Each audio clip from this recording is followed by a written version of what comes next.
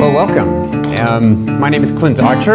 I'm the pastor of Christ Fellowship Baptist Church in Mobile, Alabama.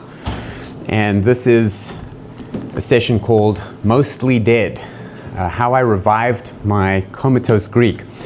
So last year, May, I became a citizen of the United States. I'm originally from South Africa, and so I give advice to other people who are immigrating. It took me 5 years to immigrate legally, and there's two types of immigrants: those that kind of want to keep their language and their culture, and they just want to be in America, and then there's those that want to integrate into America. And so the advice I give people is, if you move to the States, you should integrate, and to do that, you need to know 4 things. You need to learn about their sport, mainly football and baseball, otherwise you won't understand any of their idioms.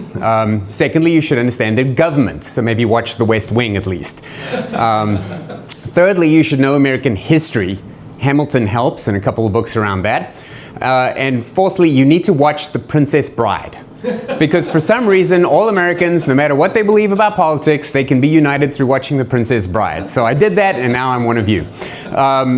And in The Princess Bride, you will know when Wesley dies because he's being tortured by Humperdinck in the machine that sucks years from his life. He eventually dies. They take his corpse to Miracle Max, played by Billy Crystal. And Miracle Max says that there's a big difference between being all dead and mostly dead. If you're all dead, there's only one thing you can do, and that's go through the person's pockets for loose change. But if you're mostly dead, you can be brought to life. And then Miracle Max gives Wesley this pill that brings him back to life. And that's what we're going to do today. I'm going to show you how my Greek, I thought, was dead. But it turns out it was not all dead. It was just mostly dead. And there is a pill that can bring it back to life. So the way this is going to work is I'm going to have my story, and then your roadmap, and then we'll do some reviews of resources, and then we'll have a Q&A where we can unpack some of that. So my story is that in the years 2000 to 2005, I studied at the Southern Seminary in California. I did an MDiv and a THM, and then eventually the DMin. And in all of those, I took as much Greek as I possibly could. We also took Hebrew, but I took a lot of Greek. And then I went into the ministry in South Africa for 14 years. And I used Logos, and I used Logos all the time, and after 14 years, I didn't know any Greek. I mean, I can read the alphabet, I can read the words, I can use commentaries, I can use Logos, and I can prepare a sermon from it, I can diagram, I can do anything I need to, and honestly, that was sufficient. That was okay. I don't think I was shortchanging my flock. But we had a guest speaker come to our church, Dale Ralph Davis. Maybe you know that name. He writes brilliant commentaries on the Old Testament, Dale Ralph Davis. And he had a bib sack, like this one, where the New Testament is in Greek and the Old Testament is in Hebrew. And he would teach and preach without notes directly from the text. And when he heard that our church was in ESV rather than the NASB, he would change his translation to be the ESV translation as he was talking. That's how well he knew the text. And I just thought this was the coolest thing. And I was like, one day I will at least know Greek and eventually Hebrew well enough to be able to preach directly from the Bible, at least in the New Testament, because I was preaching New Testament and Old Testament in the evenings. Now at my current church in Mobile, Alabama, I preach New Testament in the morning, Old Testament in the evening, and we have Wednesday night service where I'm going through Luke. And so I wanted to get good at Greek.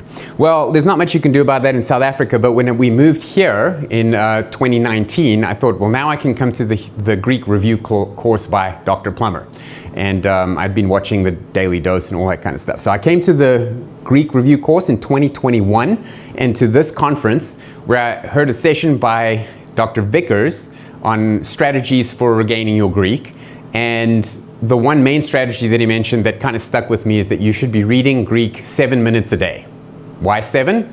Because it's not 10 and it's not 5. But I was like, trust the process, I'm going to start with that. So after that review course and that conference, I started reading the Greek text 7 minutes a day, even though I didn't understand what I was reading. He said, just trust that system, it's busy wiring your brain. I was like, okay. Then in 2021, in September, so July, August, September, 3 months later, I applied for the PhD here at Southern in Biblical Studies under Dr. Plummer. and I needed to get in. I just needed to have enough Greek to get into that. And for the entrance exam, they tell you there's one book, maybe shouldn't mention it, I don't know if it's secret or whatever, but they tell you which book of the Bible you need to translate 10 verses from, and it can be any 10 verses. And so I just read that book of the Bible over and over in English. And so that I'm trying to memorize it, And I also went through Daily Dose archives, and I translated that book over those 3 months, and I got in. I realized later how badly I translated that passage, but I got in. We didn't have to parse, we didn't have to do anything, we just had to translate that one little passage, that one little story, and once I figured out kind of what was going on, I guessed it from the English, and it worked. My first paper I had to do was with Dr. Plummer, the Book of Revelation. We had to read the Book of Revelation. We had to be able to translate the whole book, any part of the book, for quizzes and tests throughout and the final exam. And I had to write a paper on it. I ended up writing on the idiolect of John in the Book of Revelation. So this is like 3 months after I had a review in the alphabet. Okay, so I was really struggling. But I decided I really wanted to get good at Greek. So then I went into monk mode, what my son says, you got to lock in, like the monks do. Then we have one here who isolate myself from everything else. I deleted all the apps on my phone that could distract me. No more Facebook, no more Instagram, no more Twitter. I was writing a weekly blog for thecripplegate.com. I just told him I'm taking time off. I shut down everything in my life. My elders kind of helped me with this. I didn't have to counsel. I could just focus on the sermons. But I was still preaching 3 sermons a week. I had 4 children. I'm still married, so there's that. I cut out gym from my life. I used to go to the gym every day. That cut out, and I just went into I just need to get good enough to get through this because I've got comprehensive exams coming up. And so comprehensive exams at the PhD level it's the hardest thing I've ever had to do. There's Old Testament, New Testament, and Greek. Each one is a whole day of 4 hours of exams, 3 days, over 3 days. And the Greek one is essays that you have to write about Greek and verbal aspect and all that kind of stuff. And then also they give you 5 books, not one book, 5 books, and they don't pick the easy ones. And 5 books of the New Testament, and you have to be able to translate from all 5. They give you 5 passages from 5 books, 10 verses each, and there's a time limit. I can't say too much about how it is, but it's tough. And so I basically took 6 months to get my Greek from being able to barely pass the entrance exam to passing with an A. I got an A for the PhD level. And so I figured if I can do it, anybody can do it. I have a full-time job, I have a full-time family and all that kind of stuff. And so your question might be, well, how?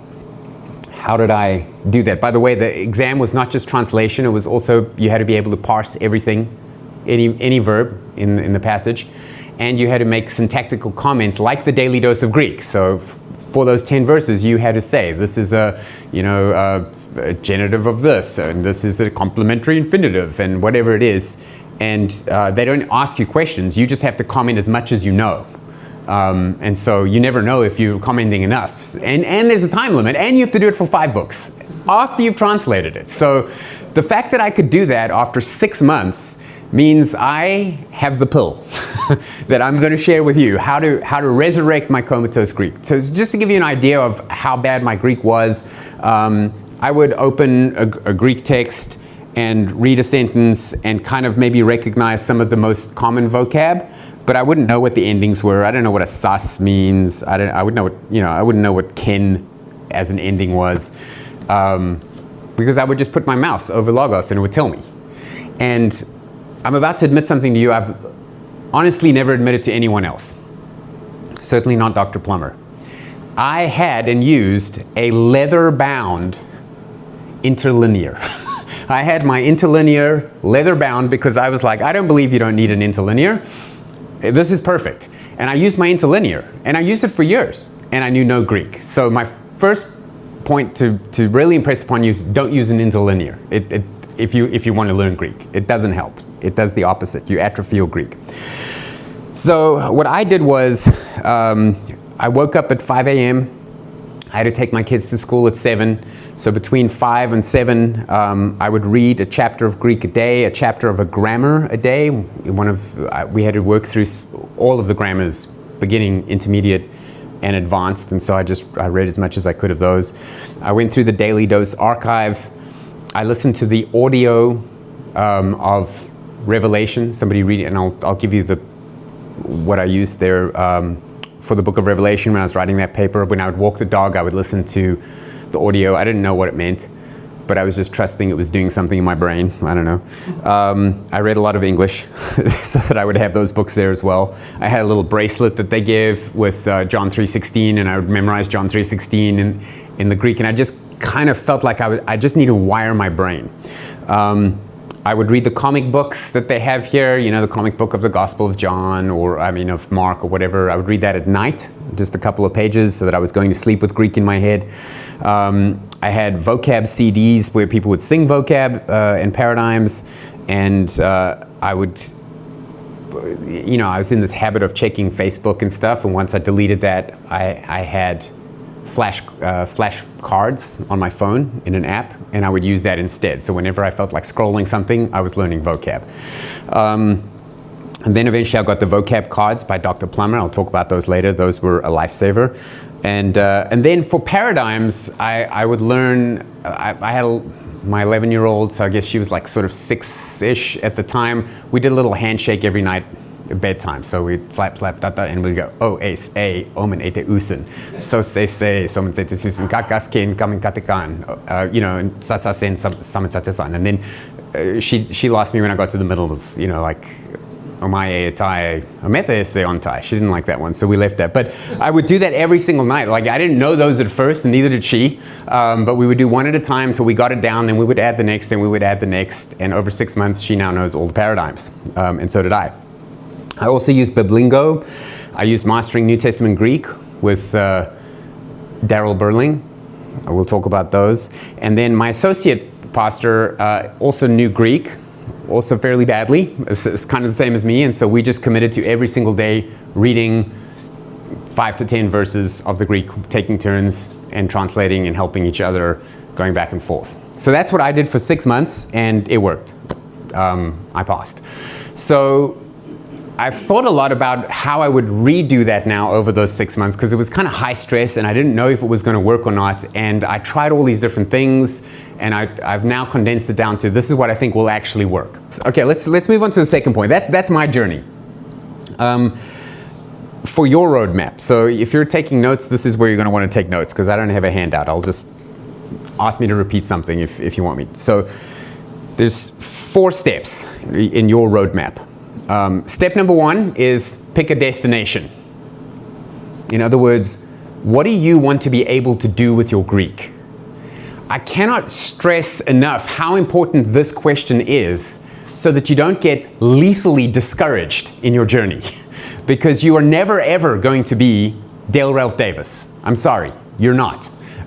You're never going to be able to pick up a Greek New Testament and read it and shift it into NASB or NIV or ESV at will, unless you are a full-time professor who does that for a living, and then you wouldn't be in this class because you would already be along. So you're not going to be that, and I gave up on that ambition or that dream because I realized it was discouraging for me because I could never get there. So rather figure out what you actually do need it for. So that's step 1, pick a destination. There's 3 subpoints under this. In picking a destination, know your why. Know why. Why are you doing it? What will you actually use it for? So maybe you're going to use it for a PhD. You want to do a PhD in biblical studies, and you need to pass comprehensive exams, the hardest Greek exam out there, and that's what you have to do. Okay. Well, then you're going to need to do kind of what I did for those 6 months and get take time off work and stop going to the gym and et cetera, et cetera. Or the step below that maybe you're a pastor and you just want to be able to use Greek well to prepare your sermons. You want to be able to translate a passage, maybe diagram it, use the commentaries and that kind of stuff. And that's good, but you don't need to know Greek. You don't need to know every word of vocab in the Greek New Testament and be able to read it at sight if you're going to use it to prepare sermons. You don't need that. So I kind of didn't realize that. I always wanted to be somebody who could just read the New Testament, and I figured, I learned French in college, and my favorite musical was Les Mis, and then I read the book, and the book became my favorite book in English, and I was like, man, if I really, really want to get to know it, I'm going to read it in French. And I had French, and I speak French, but it was so tedious to read it in French that I decided it's not worth it. So that's okay. But this is the Word of God. So if there's only one book in my whole, oeuvre of books that I read in my lifetime that I actually want to read in the original language so that I get the meat out of it, it's going to be the Word of God. And maybe later we'll talk about Hebrew versus Greek. But let's just say for the moment you guys are here for the New Testament part of it, right? And all of this applies to the Old Testament as well. But know your why. PhD student, sermon prep, I would say the step below that is devotions. You want to do this to grow closer to Christ. That's why we're here. Why are we learning Greek? It's not like you get a pay bump once your Greek gets better, in my experience. You're doing it because you love the Lord and you love His Word, and you want to marinate in His Word, and you want to understand it.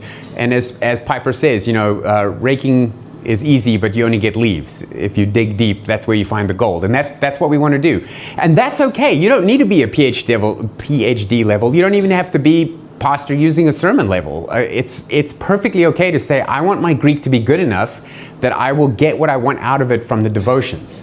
And so what I would say for that level, and maybe even the pastor level, what you're aiming for is to be able to read the New Testament in a reader's edition, where they give you the 25, they give you a vocab that's used less frequently than 25 times in the New Testament. And we'll talk about that. And that became my goal. So my goal shifted from wanting to be the next Dale Ralph Davis to being somebody who just loves to read the New Testament. I can read large chunks at a time. I'm learning things. I'm growing. I'm reading it way slower than English, which is part of the benefit. But I don't have to memorize all the vocab in the New Testament in order to do that. I only need to know a certain number of words, and then it gives it to me at the bottom of the page. So that's where I'm at the moment, and that's what I would recommend to you. It's kind of like if you're reading Shakespeare, you can buy these modern paraphrases of Shakespeare, like the high school students do, because they just need to know the plot. But if you're really into Shakespeare, why read it in the original English? I mean, why? If the story is what you're after, the story's there. Well, we have English Bibles for the story. But there's just something about the beauty and the meat of it and the nuances of Shakespearean English that makes you want to read it in the original. It's the same with the New Testament. If you just want to know your Bible better, I promise you that the translators of the Legacy Standard Bible will always translate every verse better than you will ever do it. Okay. So why do you want to translate the New Testament? It's translated. And if you're like, well, I don't trust them, they're from Masters. Okay, well then, get 5 different translations and see what they do with it, and they're all going to be better than you. The message is going to be better than you, okay? So why waste all this time if you just want to translate? You don't need it to translate. If you're doing it because you want to read it for your enjoyment and getting the meat out of it and the nuance and the color and just laying your eyes directly on the actual words of Christ, then you only need to learn a certain amount of vocab. You don't need to learn it all, right?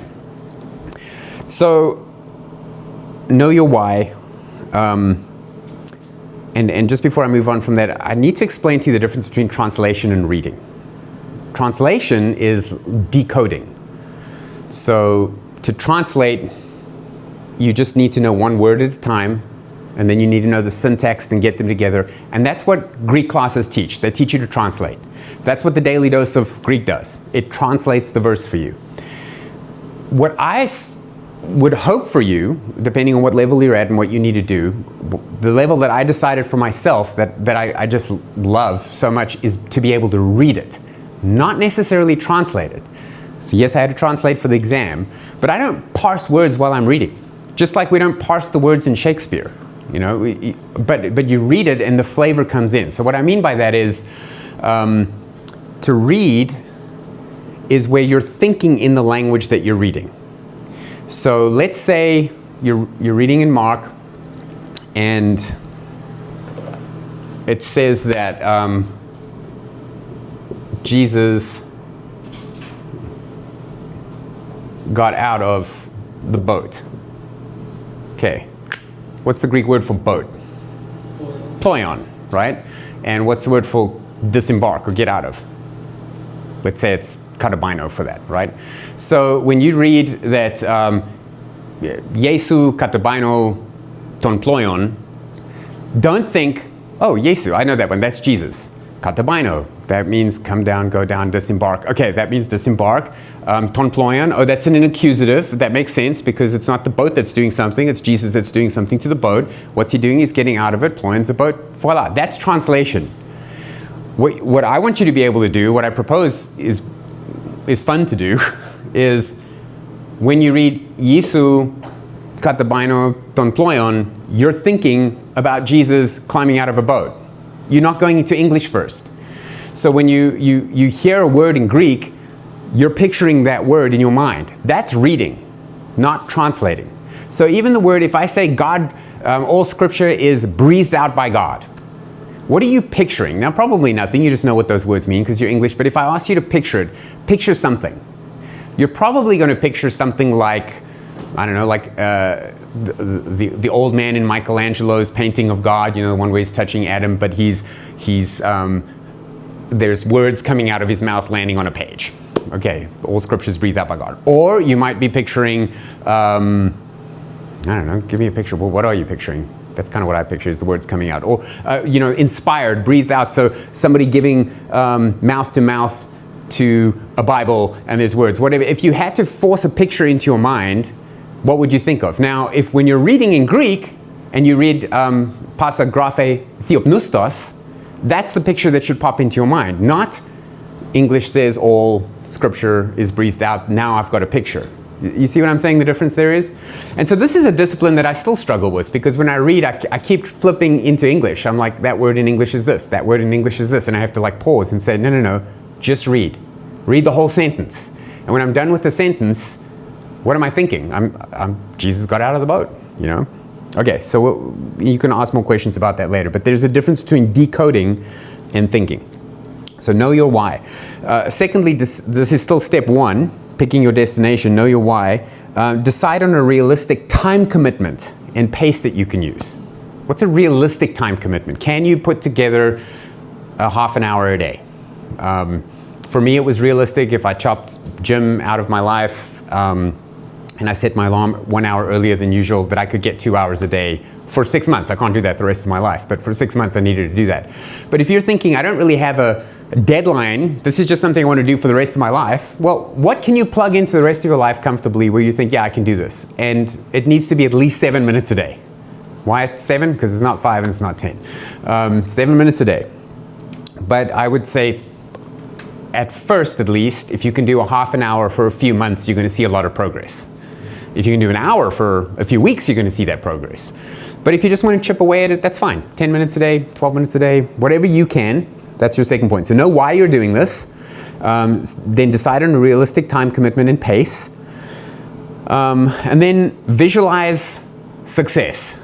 This is something Arnold Schwarzenegger talks about. You know, he would visualize himself winning Mr. Olympiad because he wanted to be a TV star. So he knew he wanted to be a movie star when he started pumping iron for the first time when he was a teenager. That was the goal all along. And so he had his little milestones and he would visualize those. And I really think that's helpful. Like, you need to know exactly what success looks like so that one day when you're doing it, you're like, hey, I'm rocking this thing. Like, I'm actually doing what I set out to do, rather than I'm just not as good at Greek as I could be, because that's going to be the rest of your life.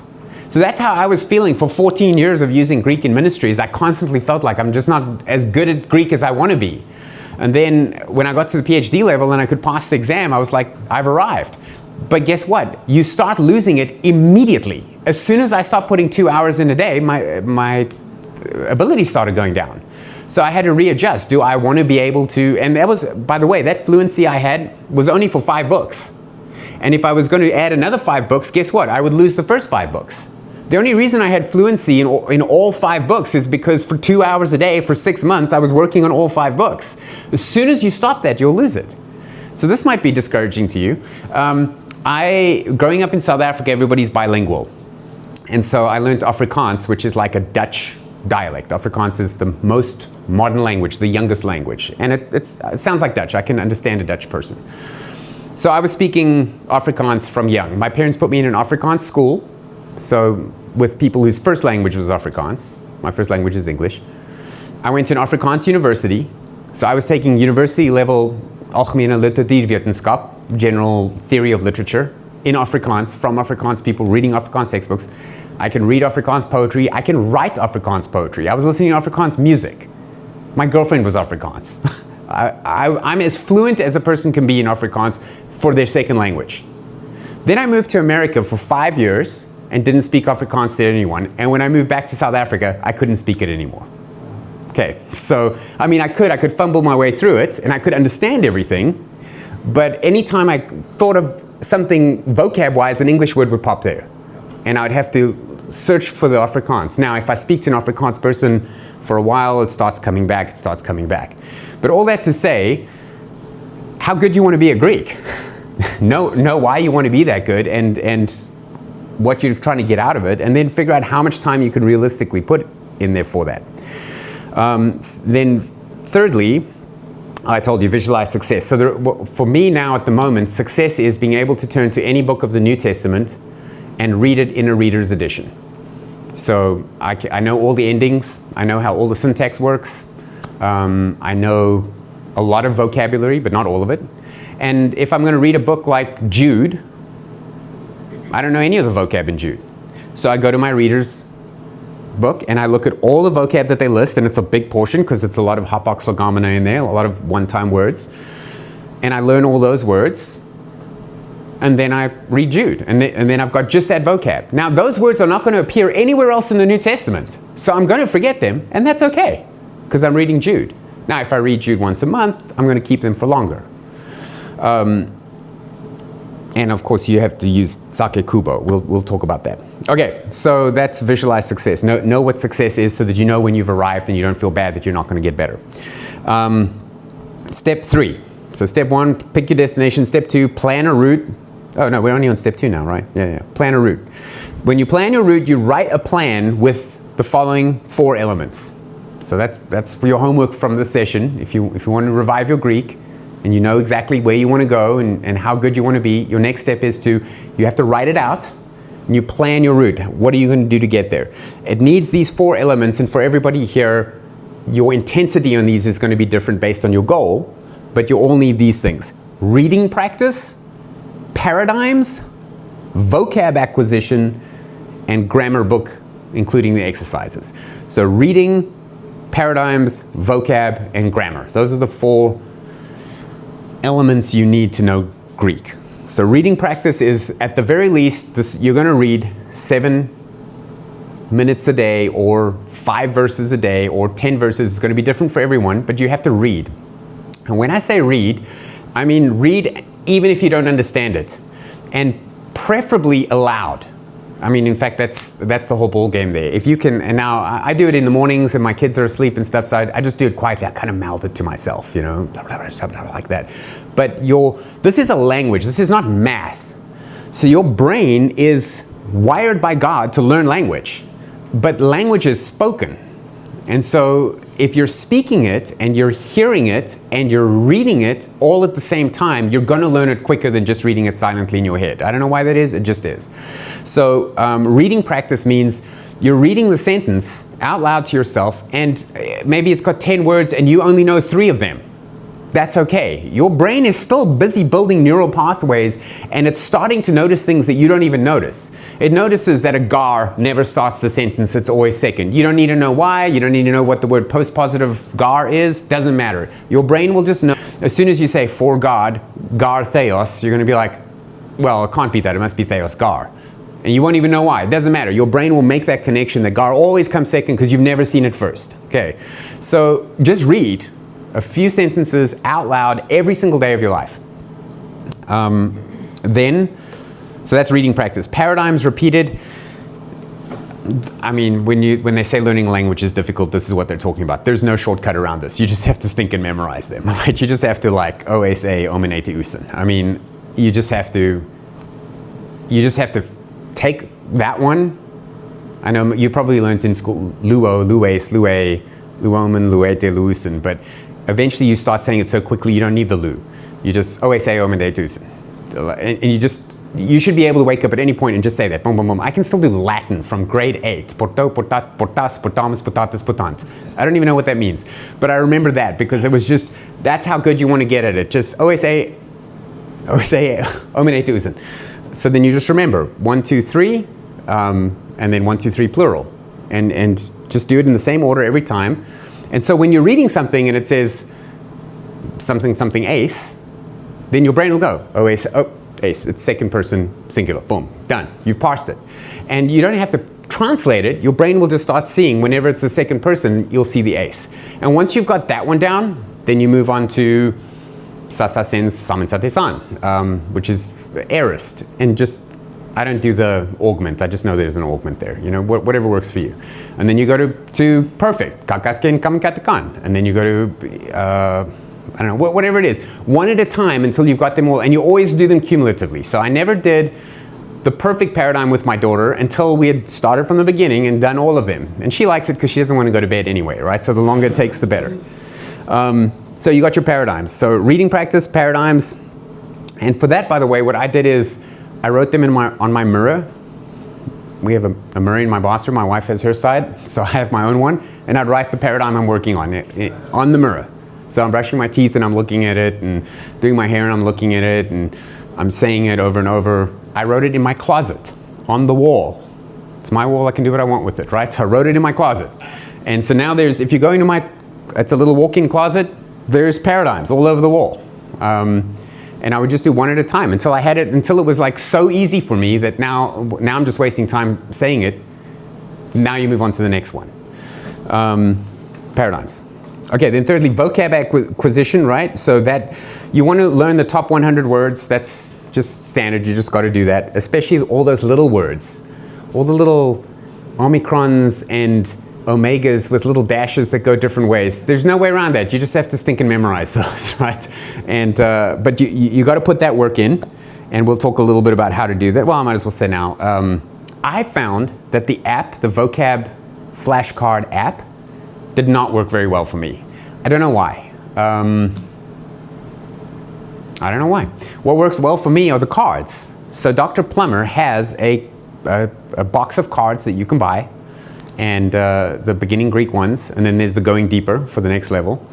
And in the beginning Greek ones, on the back of the card is a mnemonic device that his students came up with. And some of them are really stupid, and that's what makes them stick. So, I mean, I can't think now offhand of any Greek ones. I just came out of the Hebrew review course this week, so we were doing it. So, you know, to lift up, nasa, because NASA lifts up, and karat means to cut because you cut a carrot, and ochel means tent, because ochel, I got to put up my tent in the rain, or whatever it is, you know. So you come up with those for each little word. Well, they do it for you on the back of the card. So if you're not good at that, they just do it for you. And most of them are good enough that you just use the one they give you. Otherwise, you just cross it out and do your own one. And I would carry 10 of those cards around with me wherever I went, and the credit card side. So I just put them in my pocket. And then, you know, you're on the toilet. What were you doing on the toilet? You were looking at Facebook or something stupid. Now you're looking at vocab cards. You know, now you're standing in the post office. You're standing in line somewhere. What are you going to do? Instead of doom scrolling, you're taking out your vocab cards. Soon you'll know those 10, and you'll be like, this is a waste of time. I know these down cold. Good. Then you put them away and get another 10. You know, and then you just keep doing that. So that's vocab acquisition. Let me talk about sake kubo at the moment. Let me write down sake kubo. Are you familiar with that? When I say sake kubo, do you know what I mean or no? No? Okay. Yeah, it's an author. So sake dash kubo is the name of, I assume it's a hymn. I don't even know why I assume it's a hymn, but anyway, I just know it as sake kubo. It is, and also the one that was just mentioned in the plenary session, the Zondervan Reader's Lexicon, what it does is it gives you, Sake Kubo only gives you 2, and the Zondervan gives you 3 numbers. So you got your word in Greek, and then it'll tell you, in the chapter, it'll give you all the words that you need to know that aren't in the top 100. And then it'll do this. It'll be like 1-2. It appears once in this book. It appears twice in the New Testament. Or it'll be like, 1-50. So if you see, well, I'm not going to spend too much time learning a word that only appears in this book once and twice in the whole New Testament. But if it's appearing 50 times, I'm like, that's going to come up. So let me learn that one. So what I did is I got a micron pen, those ones that don't bleed through, 0.005. And I went through my Greek New Testament one book at a time, and with my Sake Kubo, and I wrote this under every word as I was going through it. So to this day, I have a Greek New Testament where, as I'm reading, and I see, you know what, that's a hotbox or whatever, I'm just going to look down and see what it is. If it's a word that occurs, 60 times, then I'm going to pause and think, don't look down. I should know this one because I know that I've memorized it. Why can't I figure it out? Figure it out from the context. And usually it's just you're going to rewire that. Yes? Is Sake Kubo an app? Or no, it's the name of a book. You'll get it on Amazon. I think that the Zondervan Reader's Lexicon is better, but because it gives you three numbers, so it's like this author uses it. Okay, Jude wouldn't work, but let's say Peter. This appears once in 1 Peter. It appears 3 times in Peter's writings and 50 times in the New Testament. So you might want to use that one, but that only came out after I already did it with my whole New Testament, the Sake Kubo. But Sake Kubo is very helpful because if you're doing it for devotions or you're preaching a book, let's say, I'm preaching 1 Timothy at the moment, so the first thing I do when I'm starting to preach 1 Timothy is I open Sake Kubo and I'm like, okay, over the next several weeks I'm going to be preaching chapter 1, and I look in Sake Kubo and it tells me all the vocab that appears in chapter 1. So I just memorize that. Why memorize vocab in a box, a word that appears 6 times in the New Testament but not in the book of 1 Timothy when that's what I'm preaching? Because I'm going to forget it. So just learn what you're using, and then when you're reading, you're going to see it. And the more you read it, and the more you really know what those words are, the more it's going to stick anyway. So now I haven't preached, I'm in Luke 19 at the moment, so I preached Luke 1 maybe 2 years ago, 3 years ago, I don't know. But if I go read Luke 1, the Lucan vocab is kind of in my mind. It's going to be very seldom that I get to a word that I don't know what it means. And if I do get to a word that I don't know what it means, I just look down at the bottom of the page. Because I know all the ones that aren't at the bottom of the page because I memorized them. Okay, so reading practice, paradigms, vocab, and then grammar book exercises. You're going to have to learn grammar. You're going to have to know what is a dative and why is it in a dative. What's an accusative, that kind of stuff. So I recommend Dr. Plummer's book. We had to, for the comp exam, read like 4 or 5 elementary grammars, intermediate grammars, and then 4 or 5 advanced grammars, and compare them and be able to review them and write a 2-hour essay on those. So that was one of the questions we had to prepare. So I've been through all of those well enough to know all of their strengths and weaknesses and compare them, and I'm telling you Dr. Plummer's is the best. I don't get a cut for that. The green one? The green one's going deeper. It's the reddish, it's that reddish orangey color. The intro or the intermediate? The beginning. Yeah, and when you're done with that, then you move on to the green. I did both. And both of those I think is the best. I also like David Allen Black's ones, and I like Mathewson in the intermediate. Mathewson with 1 T.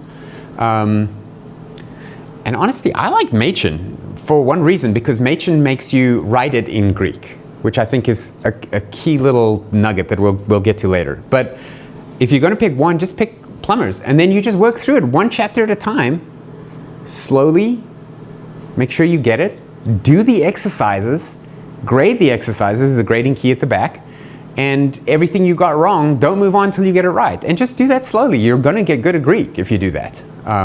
And then when you're done with that one, you move on to the green one. And you will never need to get to A.T. Robertson. You'll never need that.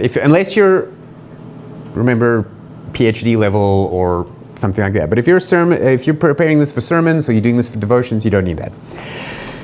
Okay, so that was reading practice paradigms, vocab acquisition, and a grammar book. That's the main chunk of today's lesson. You're welcome. Okay, that's plan or route. But step 3, after today, after you know why you're going to do it, and you write down what you're going to do realistically, pack your equipment. Step 3 is pack your equipment. You know, if you're going to go on a journey, you got to pack. And so for packing your equipment, this just means to get tools. Get some tools. Okay, so this is what you're going to need. You're going to need a copy of the Greek New Testament. You can use it on your phone, but I mean, really? Devotions on a phone? Really? No. Get a cool copy. I always get my stuff bound in leather because I'm a pastor. I figure it's a bit of an indulgence, but I mean, if you were a carpenter, you would get like really good tools, right?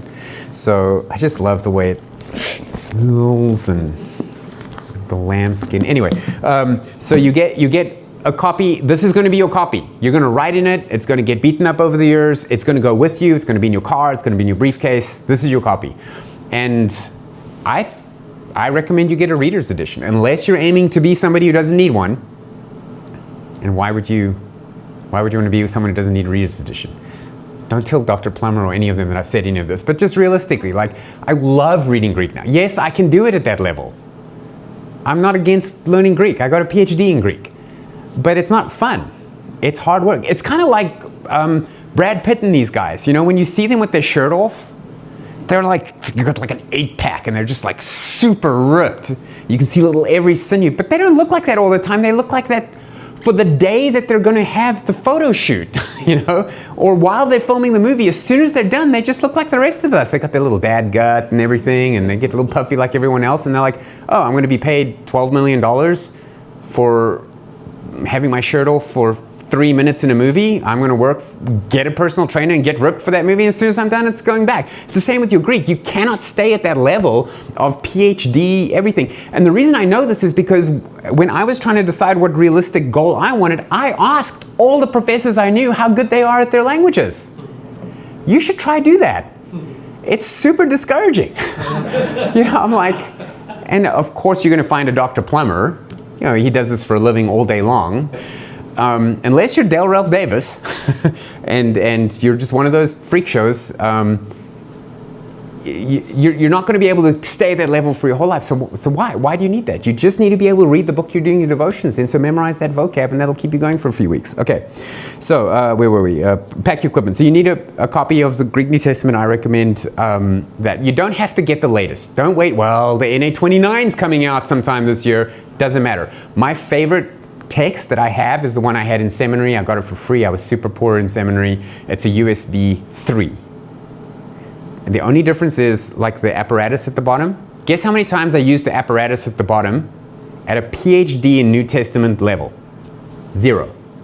Okay, so if you're doing a degree, PhD in textual criticism, wait for the NA29.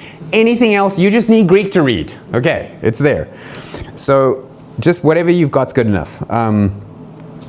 You'll need a parsing app to help you.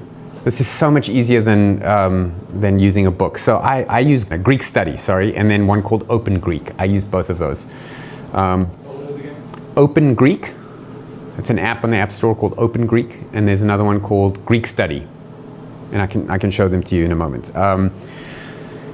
What you use your parsing app for is, so when I wake up in the morning, I got my cup of coffee, and I say my paradigms while the coffee's brewing, and I do the pour over thing, and then I sit down in my little leather chair, and I've let the cat out, and I've given the dog the thing so they leave me alone, and now I sit down and I start reading, and I get to a word that I don't know, then I look it up on Greek Parse. You know, if I've got my reader's edition, I just look down in the reader's edition. If it's not there, or it's a weird parsing or something, I pull up Greek Parse, click on it, it gives me the parsing, and it gives me a gloss.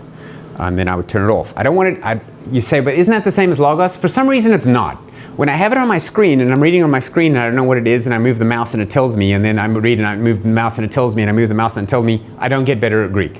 When I have to pause and think about it and try for a few seconds, because the friction of now getting my phone and opening the app and finding the thing is enough for me to be like, wait, I know this one. Let me think. What's happening here? I know the English.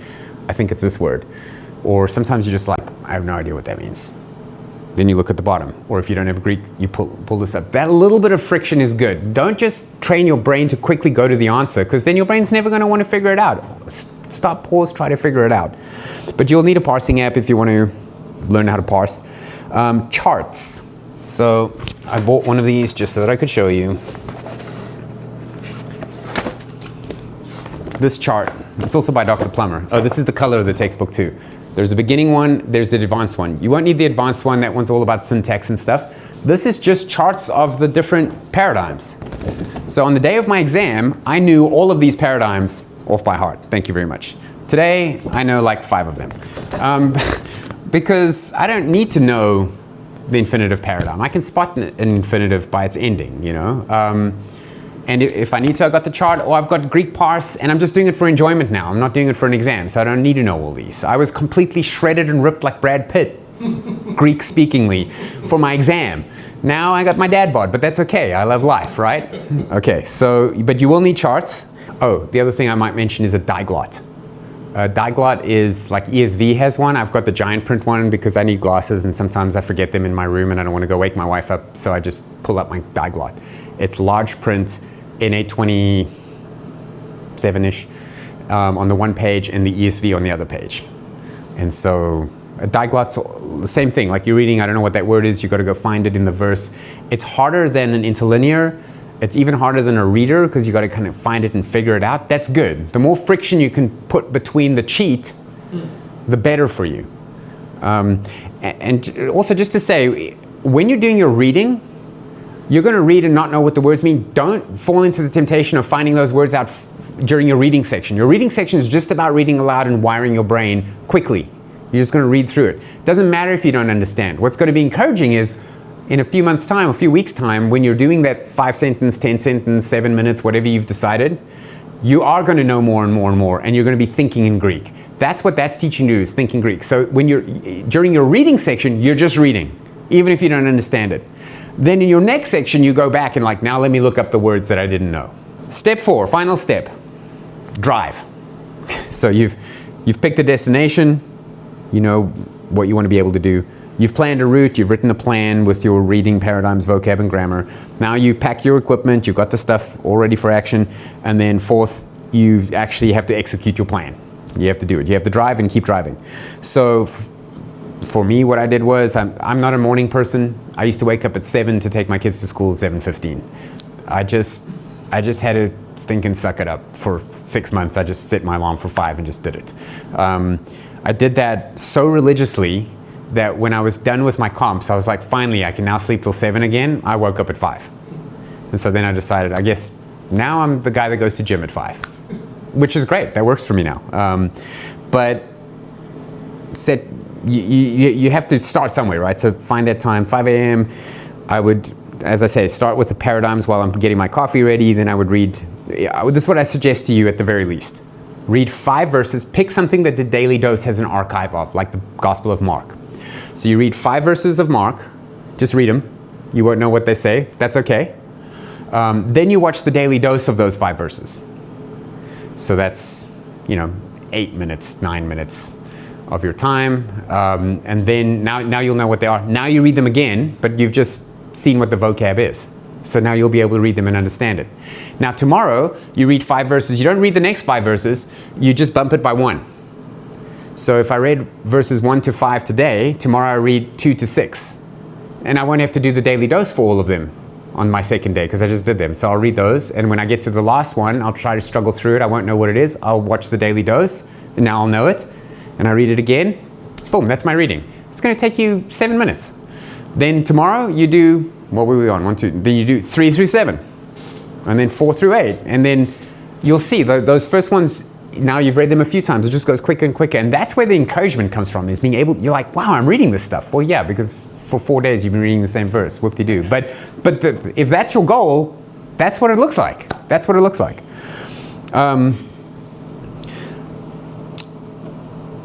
And then don't forget to pray. Because if you're doing it, especially for devotions or for sermon prep, or even for the PhD level, you have to remind yourself 2 things. 1, you actually need help, and this is something God wants to help you with. You have not because you ask not, or you ask and have not because you ask with wrong motives. If your motives are right and you really want to know Greek because you love the Lord and you want to read His Word, and you ask Him to help you with that, He's not going to give you a scorpion. He's not going to give you a stone if you're asking for an egg, right? This is His prayer that He wants to answer. So ask Him for help. And the days that I didn't, just because I'm like getting into the routine now, I noticed the difference. I noticed the difference with that. If I prayed beforehand and I prayed afterwards and I'm making this devotional thing, God's actually helping you. And the other thing that it reminds you of is why you're doing this. We're not learning French to read Les Mis. We're learning Greek to read God's Word. And so you offer that to Him as devotion. And that helps you with your motivation too. Because what's the point of knowing Les Mis in French? But there is a point to this, right? Okay, and then your paradigm charts, you're just going to keep going through those. And when you get to the end, you start over again. And then your vocab, you're learning your vocab. I would recommend buy the book that you've decided to read. You know, people have these goals. I'm going to read through the New Testament in a year. Why? Why? Just read it in English. Well, what is the point of trying to get through the Greek New Testament in a year? You're going to forget everything you're learning by the time you get to the end. Pick one book at a time and just read that book till you can read the whole thing in Greek. Pick the short ones, of course, to start with. And then when you can read the book of Philippians in Greek without any help because you've been in it for a few months, that's going to be very rewarding. And then you're going to be like, this is awesome. I'm going to try James. And then you'll start James and be like, no, I'm going to try John.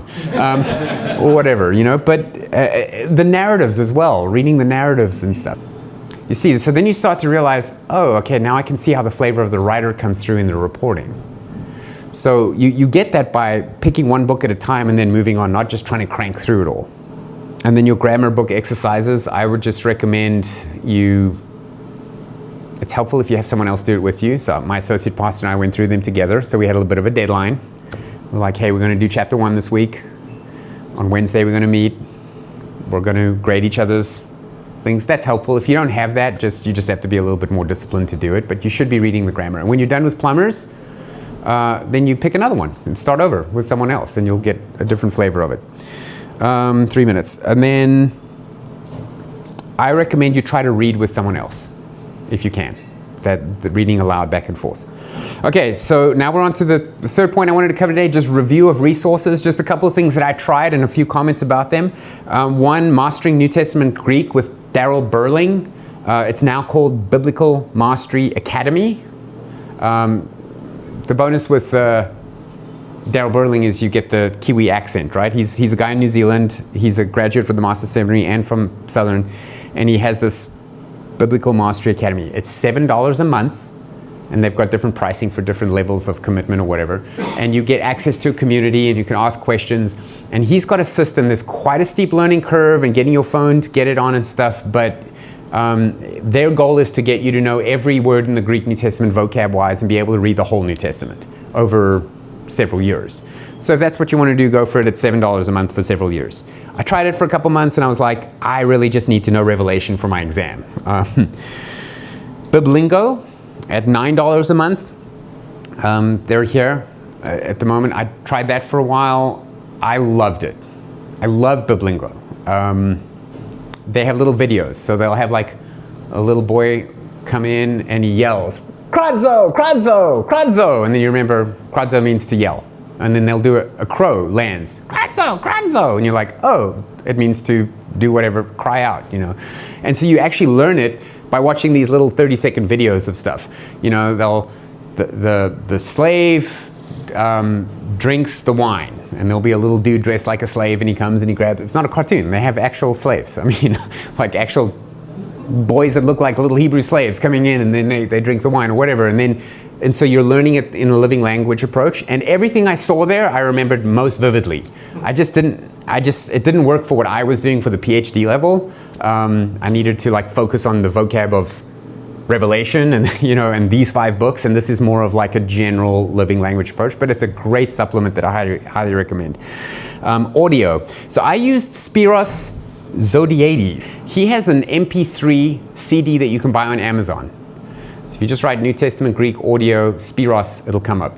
And it costs $20 for the CD, and then I loaded that onto my phone. And so I have I have the whole New Testament read by him in Greek with the modern pronunciation. And I would just play that in my ear when I was walking the dog, hoping that it was wiring my brain. I don't know. I liked it. Flashcards, I've already spoken about. Definitely use Plumbers if you can. They come with mnemonics. Annotated Reader's Edition by Tyndale. It's got 25 words and less. It's a big book. They sell it in the bookstore over here with lines in between and commentary on how that each book, how the author uses their vocab in that book and their style, and then some commentaries. And then you can translate it and highlight and mark it up. But it's a big book. You can't really carry it around with you. But I used that for a few of the books that I used. I liked it. Exegetical Gems for Devotions. Merkel has a book here. I think it was one of the ones we got in our packet, maybe. No, not this year, last year. But they sell it there. And that's just when I go to bed, I would read one page on devotion, something out of the Greek, just to remind me why I'm doing this. Grammars, I already mentioned. Plumbers and Merkels, it comes with video on the website. That's very helpful. He actually has his Greek lesson for that chapter on the website for free. So I use those, and I love them. And then the Daily Dose archives. You know, we get the Daily Dose every day, but if you're picking a book that they've done, you've got that as a resource as well. Okay, that's all I have. Are there any questions just as we're wrapping up? I mean, there's any... Thank you. My pleasure. Is that helpful? Okay, great.